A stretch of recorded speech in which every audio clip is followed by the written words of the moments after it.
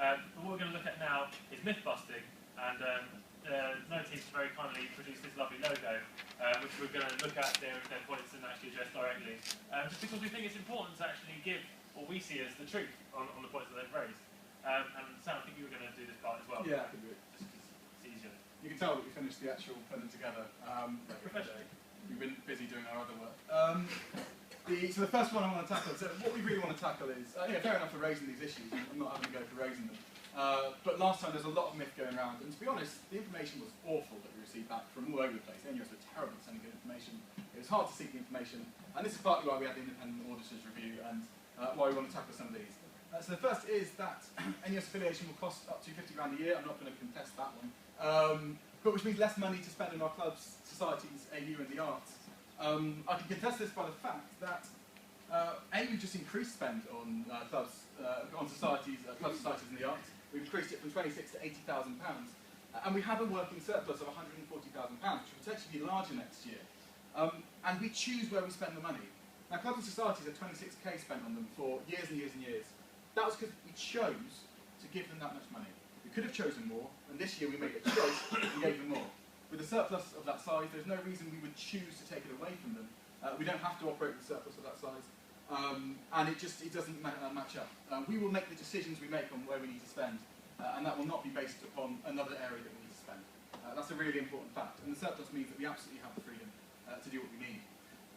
Last year, again, it's important to note, the AU budget underspent by £40,000 last year. Now, we're trying to get them to spend their money, that's pretty important, but we're not a poor union, and this is a really important thing to get across. We are an island of affluence, is one way of putting it. But we're not going to skimp on societies, whatever we do. If we built a new bit of a building, we're not going to suddenly start spending on societies, and that costs a downside more than the NUS affiliation. And finally, we spend comparative amounts of money on all kinds of things. So the bridge cost us £400,000, 300,000 from Susu, and the affiliation to Bucks cost us £15,000, plus another £15,000 of match fees for all you sports enthusiasts out there. We spend amounts of money on all kinds of things across, and we don't think we skimp on other areas. My second is affiliation to NUS shops, bars and campus will have their products limited. Yeah, it will to a certain extent. So the way it works is you have to buy off the list of products that they give you, but they work for students' unions, and they buy the products you want. So the difference is, we're with Heineken at the moment. If I want to go to Heineken and say, hey Heineken, can I buy Carling? They'll say, well, jog on, go to another company, buy it from Carling. If we go to Nussel and say, hey Nussel, we're not happy with our Strongbow, whatever it is that your favourite brand is, we can go to a Nussel conference and we can change that membership list because it's owned by the students. It was mentioned earlier that there is a cost, there absolutely is a cost to joining Nussel, and you have to buy 60 shares in Nussel and each share costs £1. So at the cost of £60, we buy the right to have a say in how it's run. And that's really, really important. And the whole point of the service is to use economies of scale to get the best value for students' unions. But the other important thing is, student unions are about principles, they are about community, and they're about ethics, and they're about ideas. And Nussel has the clout to go to the Vice President of Coke when they're delivering bad practices for their workers. And there are times where they can go to the heads of these companies and talk about their ethics and their morals, and it goes way further than just a buying consortium. And the final thing is, if we don't want it, we don't join it. It's as simple as that. We don't have to join Nussel. And as I've mentioned before, I believe we absolutely do have the money to invest in it. This is what the students want. Maybe we want it, maybe we don't. It's not forced. I think there's some brilliant pros to it. And the final two, which is the 12% discount has no more benefits than your student ID, except for the benefits that you can't get on your student ID, which are things like Amazon, Spotify, EasyJet, Megabus. Students save hundreds of pounds on their travel when they live far away.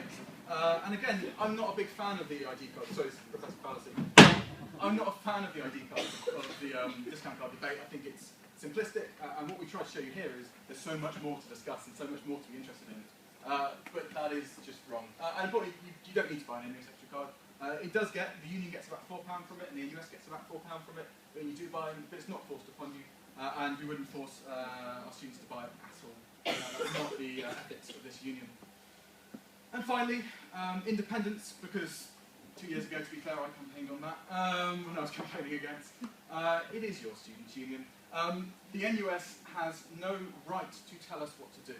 That is a fact. We affiliate to them, and we tell them what to do. We go to conference, we go to zone conference, we engage with their officers if we want, or maybe we don't at all and we just take some of the benefits. But we tell them what to do. If they come up with a policy, and the no platform policy is a classic example. No platform says that the NUS officers won't share a platform with someone who's been determined someone who speaks, it's also hate speech. If someone's been determined as an organisation that absolutely promotes hate speech and promotes racism, I will be corrected on the exact details of that, because I'm doing it off the top of my head.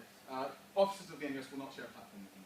A number of years ago, which I did reference 2 years ago, Durham had an email. Durham felt they were being censored by the NUS, and they got an email from 2 NUS officers from independent liberation campaigns, autonomous campaigns, saying that this shouldn't be the case. They emailed the VC and saying that you shouldn't have the BNP come into Durham and speak.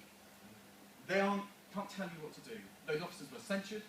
Centrally, the NUS went up and apologised, and they actually weren't stopped from holding that. They weren't, the officers didn't have the right to do that, and they were censured. We have officers all the time in SUSU that go off and do things they're not allowed to do to the organisation. Doesn't mean we should shut down SUSU. And so it absolutely is your student union. If we don't agree with policy, we don't follow it. It's absolutely as simple as that.